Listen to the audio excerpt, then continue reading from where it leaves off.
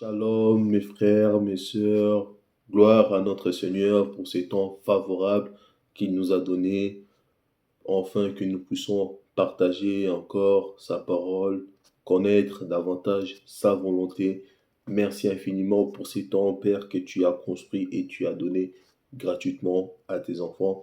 Et merci aussi pour les soufflets de vie dont tu as renouvelé et tu as donné aussi gratuitement à tes enfants. Que ton nom soit loué, glorifié, élevé en éternité, car c'est toi le seul vrai Dieu, Jésus-Christ. Et pourquoi pas, merci à vous aussi, mes frères, mes sœurs, que Dieu vous soit favorable au nom de Jésus-Christ. Première fois parmi nous, mon frère, ma sœur, sache que ce n'est pas un hasard que tu sois parmi nous. Alors, moi, nous tous, nous dirons que l'Éternel te soit aussi favorable au nom de Jésus-Christ. La Bible nous recommande à faire des bonnes actions. Telle est notre mission. Nous devons pratiquer les biens, les faire, pour que notre Père soit honoré. Alors, pour l'heure, frères et sœurs, nous avons un thème à partager aujourd'hui. Alors, ce thème est tout simplement « Ne construis pas ta prière autour des démons ou des esprits impurs ». Nous allons parler et développer juste après notre prière, afin que moi, je puisse m'effacer et que l'Esprit puisse se manifester. Prions vous et moi au nom de Jésus-Christ. Seigneur éternel, Dieu Tout-Puissant, merci pour ce temps que tu nous as donné, Père. Saint-Esprit, manifeste-toi puissamment au cours de cette émission. Enseigne tes enfants, Père, afin que tes enfants puissent connaître davantage ta volonté et que la sagesse, la connaissance soient en nous au nom de Jésus-Christ.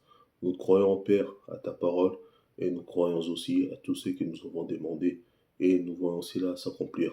Au nom de Jésus-Christ, merci infiniment. Amen. Amen. Que Dieu soit loué. Alors, ne construis pas ta prière autour des démons. Mon frère, ma soeur, ne passe pas tout autant à chasser les démons. Ne passe pas tout le temps à connaître les noms des esprits.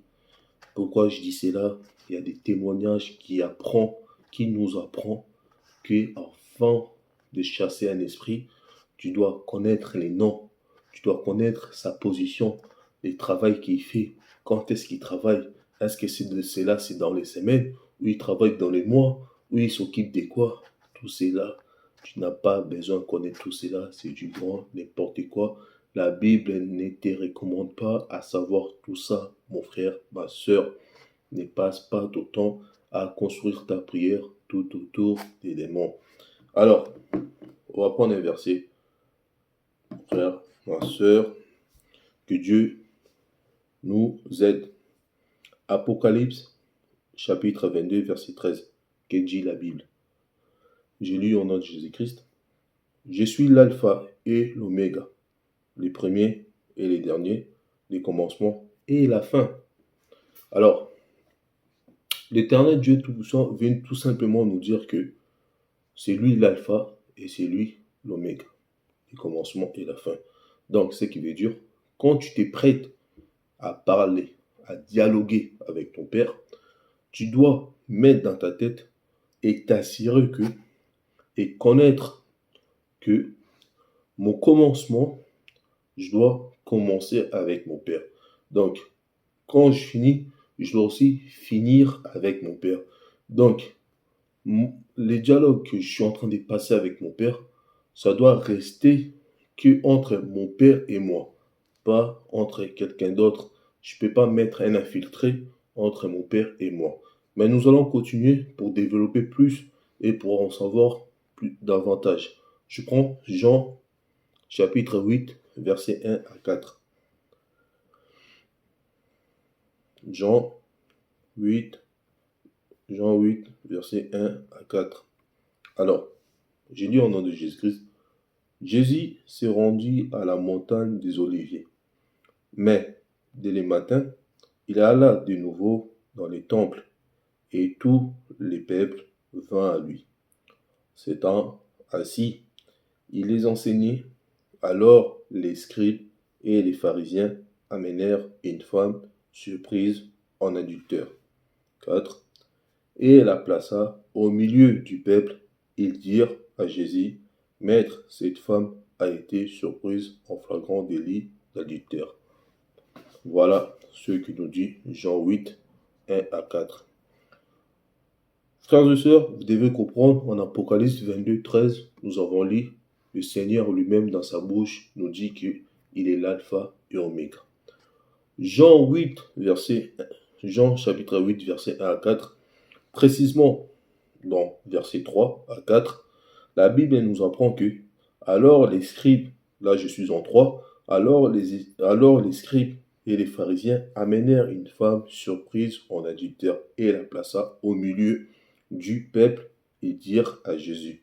Vous devez connaître que avant que les pharisiens, les scribes, avant que les mondes amènent un pécheur, amènent cette femme pour troubler. D'ailleurs, nous devons savoir qu'avant qu'ils amènent la femme, c'était Jésus qui est au milieu. Si je relis les versets de 1 à 4, vous allez mieux comprendre, c'était Jésus qui était en plein milieu de la conversation. La Bible dit ceci, Jésus s'est rendu à la montagne des Oliviers. Mais dès le matin, il alla de nouveau dans le temple et tous les peuples vinrent à lui, s'étant assis, il les enseignait. Donc, les peuples étaient assis et Jésus, c'était le centre. Jésus, c'était lui. Jésus, c'était lui qui enseignait. Donc, tous les peuples étaient concentrés, tous les peuples, leurs yeux étaient fixés à Jésus. Et vous allez voir par la suite, les scribes, ils ont ramené une femme, dans le verset 4, il nous dit, et la plaça au milieu. Donc, dès qu'ils ont ramené les mondes, donc c'était plus Jésus qui était au milieu, c'était la femme. Donc cela veut tout simplement nous dire que dans Apocalypse 22, 13, je suis l'alpha et oméga. Quand tu pries, l'éternel Dieu Tout-Puissant doit être le premier et le dernier. Non seulement le premier et le dernier, mais même au centre de ta prière, l'éternel doit s'y trouver. Donc ce qui veut tout simplement dire, au commencement, au milieu et à la fin, ça doit être concentré, ta prière doit être concentrée et réservée que à Jésus. Tu ne dois pas ramener les mondes, par les mondes, je vais dire les besoins charnels, par les mondes, je vais dire les besoins pour satisfaire tes convoitises, par les mondes, je vais dire les sorciers, les esprits impurs. Tu ne dois pas placer ces choses-là dans ta prière. À part si cela est révélé. Dieu peut te révéler, prie pour cette personne, chasse cet esprit. Oui, ce sont des choses, ce sont des cas exceptionnels où l'Éternel te dit. Mais tes prières que tu fais à glorifier Dieu, les prières que tu fais à tous les jours, cela ne servira à rien que tu places à chaque fois des démons, des esprits impurs dans tes prières. Non, c'est un dialogue que tu fais entre toi et ton Père. Ça doit rester entre toi et ton Père et toute la gloire, ça doit revenir à ton Père et non à quelqu'un d'autre. Mais nous allons continuer parce que là, nous avons appris que nous devons commencer par Jésus, au centre, Jésus, et à la fin, Jésus-Christ. Jésus-Christ, Jésus-Christ, Jésus-Christ, 3 fois. Mais nous allons voir aussi une chose très importante. Non seulement vous commencez avec Jésus-Christ, au centre Jésus-Christ, à la fin Jésus-Christ, mais vous devez rester fixé, focus en Jésus-Christ. Ce qui veut dire votre prière doit rester droit en Jésus. Donc vos pensées, votre concentration doit rester fixée en Jésus-Christ. Votre adoration, votre dialogue doit rester un sujet d'adoration, un sujet de gloire à Dieu. Car tout ce qui apporte à Dieu, c'est être glorifié. Car toute la gloire lui appartient. L'adoration lui appartient. L'adoration, c'est pas que chanter, adorer Dieu. Non, l'adoration, même dans la prière, tu adores. Même dans ta marche de vie, comment tu marches, quand tu respectes les commandements de Dieu, tu adores. C'est ça l'adoration, mes frères et sœurs. On va prendre un verset dans Nombre 21, 6. Alors, Nombre, chapitre 21, verset 6 à 8, qui nous dit la Bible. Alors l'Éternel, en voyant contre les peuples des serpents brûlants, ils mondirent les peuples et il mourant beaucoup de gens en Israël. Les peuples vinrent à Moïse et dit, nous avons péché, car nous avons parlé contre l'Éternel et contre toi. Prie l'Éternel afin qu'il éloigne de nous ces serpents. Moïse pria, Moïse pria pour les peuples. L'Éternel dit à Moïse, fais-toi un serpent brûlant et plaçant-les sur une perche. Quiconque aura été mordu et les regardera conservera la vie. Vous voyez? Donc, quand tu pries, tu dois rester fixé et focus. Ton regard, cela veut dire tes pensées. Ça doit être envoyé, ça doit être... Tu dois rester concentré. Je vais prendre un exemple. Vous voyez les... Comment ça s'appelle? Les gens qui pratiquent les yoga.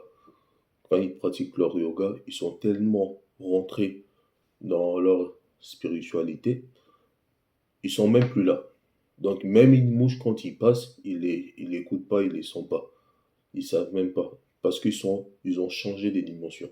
Donc, quand toi aussi tu pries, donc tu dois rester fixé. Tu dois, tes pensées, toutes tes pensées, ça doit partir en Jésus. Tu dois rester fixe, focus en Jésus. Vous voyez, verset 8, Nombre 21, verset 8, qui nous dit, l'Éternel dit à Moïse, fais-toi un serpent brûlant et place-le sur une perche.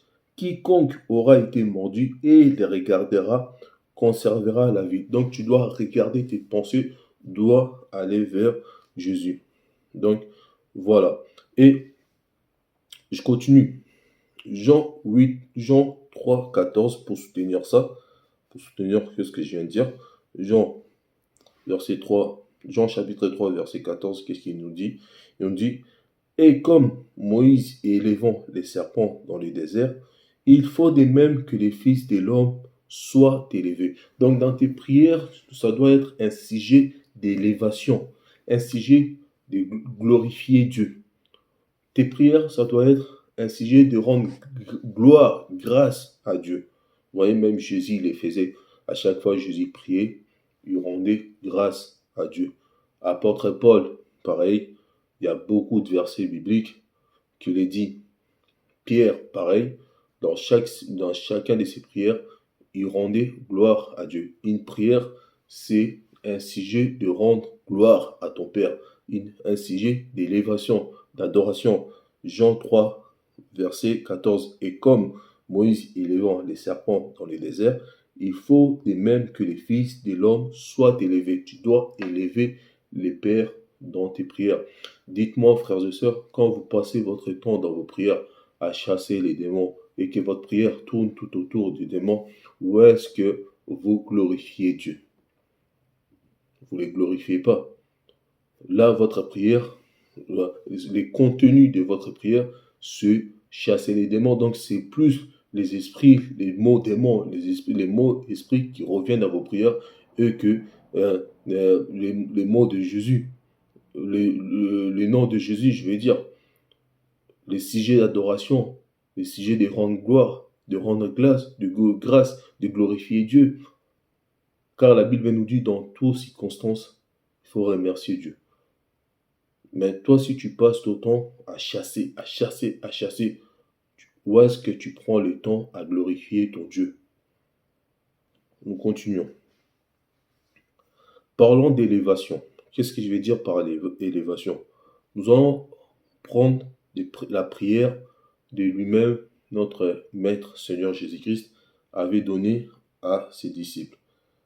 Je suis devant Matthieu 6, versets 9 à 10. J'ai lu au nom de Jésus-Christ. Voici donc comment vous devez prier. Notre Père qui es aux cieux, que ton nom soit sanctifié. Pardon, je m'arrête là. Matthieu chapitre 6, verset 9. L'Éternel nous dit, Jésus nous dit, voici donc comment vous devez prier. Notre Père qui es aux cieux, que ton nom soit sanctifié. Voyez donc, la prière commence par élever. Nous avons vu Jean 3,14. Jean 3,14. Donc, comme les serpents de Moïse étaient élevés, Jésus aussi doit être élevé. C'est la Bible qui nous dit ça. Jean 3,14. Je vais le relire, frères et sœurs. Jean chapitre 3, verset 14. Je relis au nom de Jésus-Christ. Et comme Moïse élevant les serpents dans les déserts, il faut de même que les fils de l'homme soient élevés. Vous voyez? Donc, ta prière, c'est un sujet, tu dois les construire tout autour de l'élévation de ton Père. Ta prière quotidienne et non tout autour des démons. Non, frères et sœurs, construis ta prière tout autour d'élévation avec l'esprit d'élever notre Père et non tout autour des démons. Ce n'est pas ça ta prière.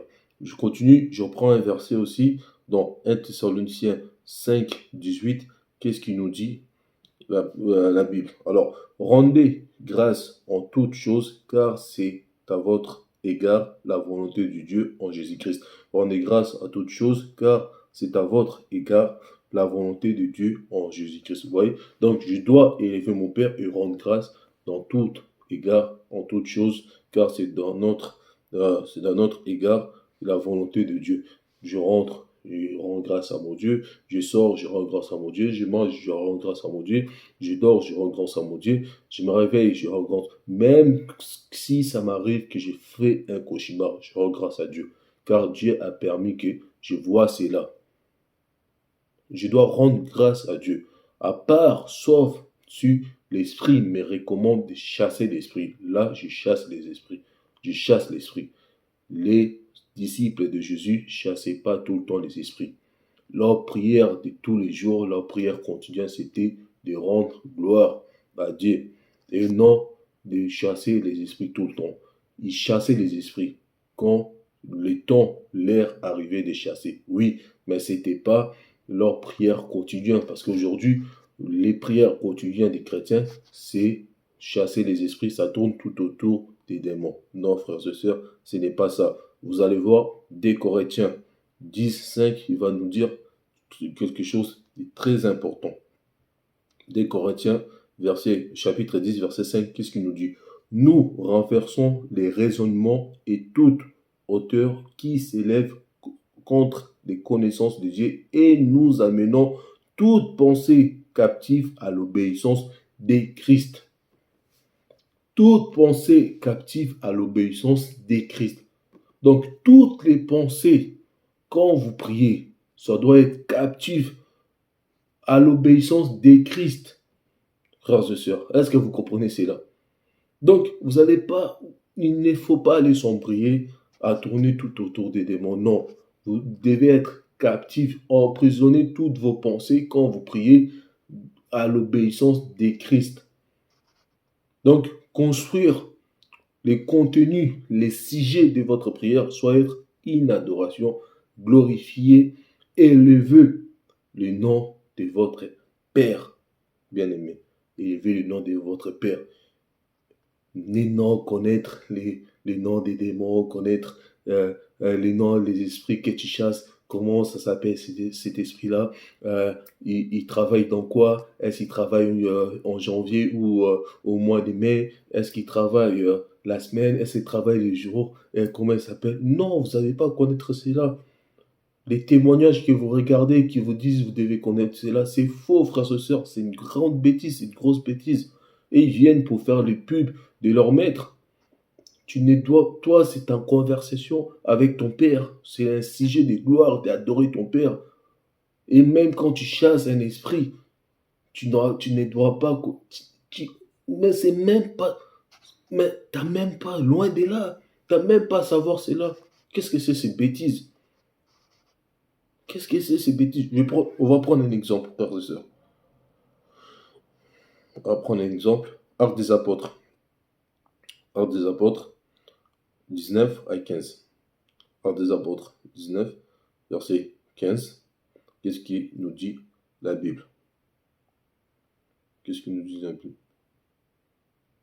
Non, je vais commencer à 13 et je vais descendre jusqu'à 15. Je lis au nom de Jésus-Christ Quelques exorcistes juifs ambulants essayèrent d'invoquer sur ceux qui avaient des esprits malins le nom du Seigneur Jésus en disant: Je vous conjure par Jésus que Paul prêche.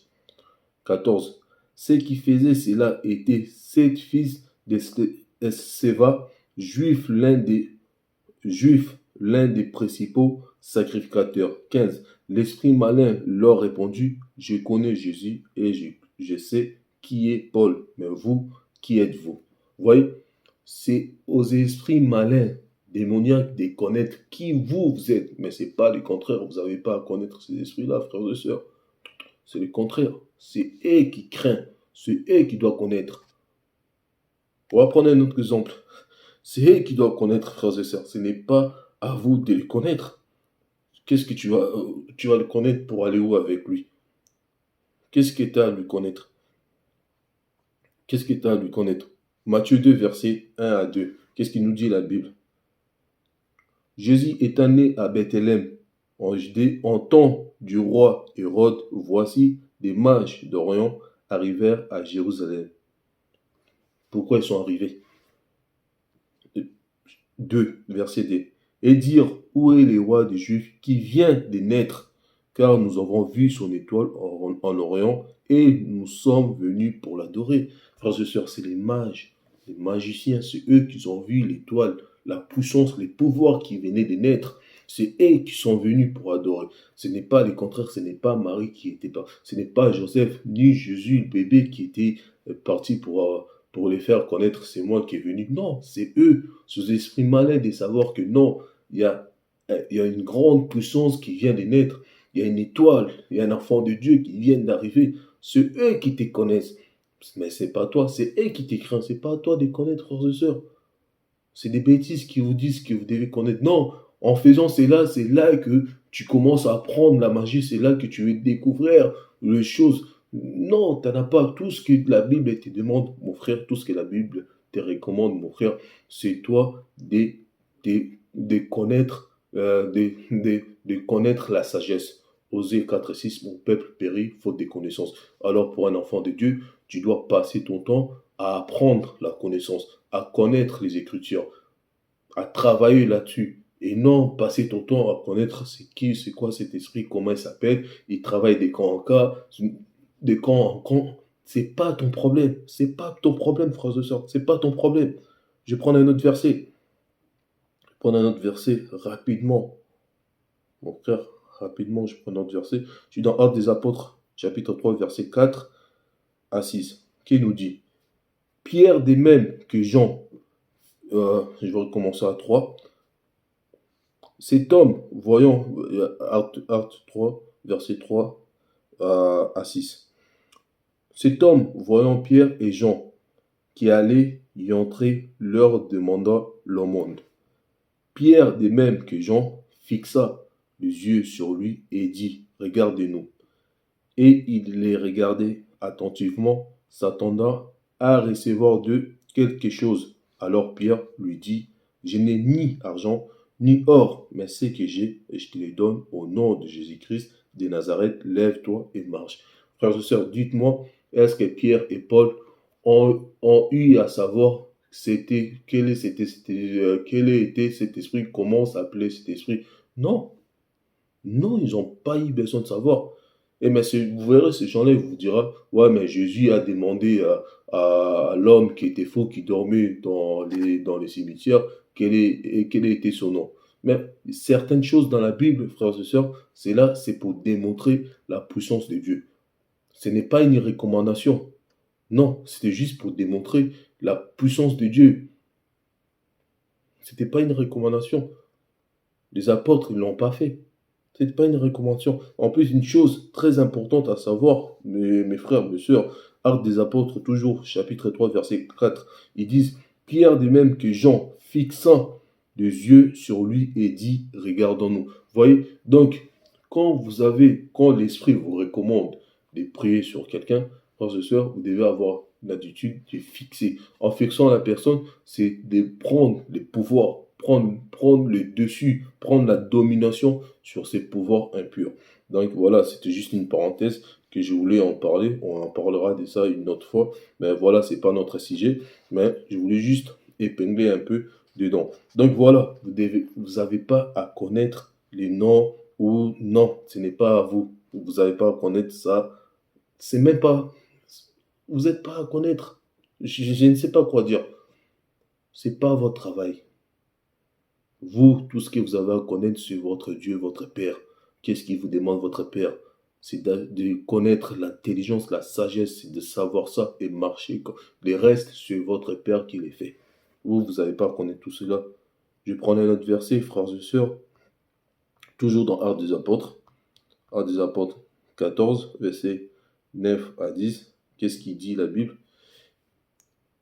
Il écoutait parler Paul, et Paul fixa des regards, encore une fois, fixa des regards sur lui et voyant qu'il avait la foi pour être guéri. 10. Dit d'une voix forte, lève-toi droit sur les pieds, et il s'éleva d'un bord et marcha. Encore une fois, Pierre n'avait pas besoin de connaître c'était quoi l'esprit qu'il avait, non. Il lui a dit de se lever, de prendre, de se lever droit sur ses pieds, et il s'éleva, bon, et il marche. Pierre n'a pas demandé c'était quoi, quel est l'esprit que tu avais, non. Il n'a pas demandé. Il n'avait pas besoin de savoir ça. C'est parce que ça ne lui intéressait pas. C'est eux qui connaissent Paul. Et Paul n'avait pas besoin à connaître ces esprits-là. Voilà, frères et sœurs. Je prends mon dernier verset, toujours en Actes des Apôtres. Et on va s'arrêter là. Actes des Apôtres. Je prends mon dernier verset.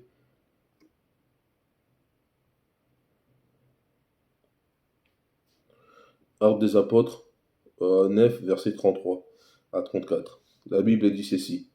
Y trouvant un homme nommé Aîné, couché sur un lit depuis 8 ans et paralytique, Pierre lui dit, Aîné, je suis Jésus-Christ, t'es guéri, lève-toi et arrange ton lit. Et aussitôt il s'éleva.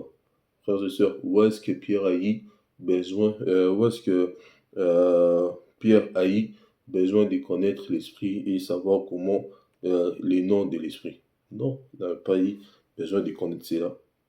Donc, vous n'avez pas à connaître ou à savoir comment s'appelle l'esprit ou tout cela, non.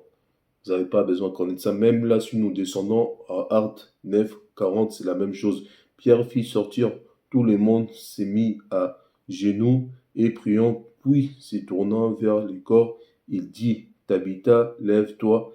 Elle ouvra les yeux et ayant vu Pierre, elle s'assit. Où est-ce que Pierre a eu besoin de connaître l'esprit? C'est de la bêtise, mon frère, ma soeur. Vous n'avez pas à vous plonger à là, connaître le nom des esprits avant de les chasser. Non, c'est eux qui doivent connaître vous qui vous êtes et non le contraire. À toi que Dieu vous soit favorable. Comme nous avons dit, ne construis pas ta prière tout autour des démons. Construis ta prière autour de l'élévation, autour des gloires, autour d'élever, de bénir le nom de ton Père et non autour des démons. Fixe ton regard vers le Seigneur, sois concentré, que toutes tes pensées soient captives quand tu pries, que d'une seule personne qui est le Seigneur Jésus-Christ. Et tu n'as pas besoin de connaître les noms des esprits, c'est eux qui doivent te connaître et non du contraire. Que l'Éternel soit glorifié. Merci infiniment pour les messages dont le Père nous a donnés. Je vous dis, passez une excellente journée ou nuit pour certains. Que Dieu nous garde, que Dieu nous soit favorable. À bientôt si c'est là, plaît à Dieu. Merci. Au revoir.